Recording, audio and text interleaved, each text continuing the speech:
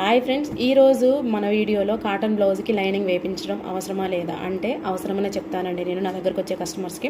ఎందుకంటే కాటన్ బ్లౌజ్కి లైనింగ్ వేయించడం వల్ల మనకి బ్లౌజ్ అనేదండి చాలా రోజులు మనకు వస్తుందన్నమాట. కాటన్ కానీ మంగళగిరి కాటన్ కానీ ఎనీవన్ అనమాట, ఏదైనా సరే లైనింగ్ వేయించి కుట్టించుకోవడం వల్ల ఏమవుతుందంటే మనకి మందం అనేది వస్తుందన్నమాట. థిక్నెస్ చాలా రోజులు కూడా ఉంటుంది. సో అందుకోసమని కాటన్ బ్లౌజ్కి కానివ్వండి, మంగళగిరి కాటన్ ఏదైనా సరే ఒక లైనింగ్ అయితే వేసుకోండి. మందం అనేది ఇష్టపడిన వాళ్ళు అయితే కొంచెం పల్చట్ లైనింగ్ అయితే వేసుకోండి.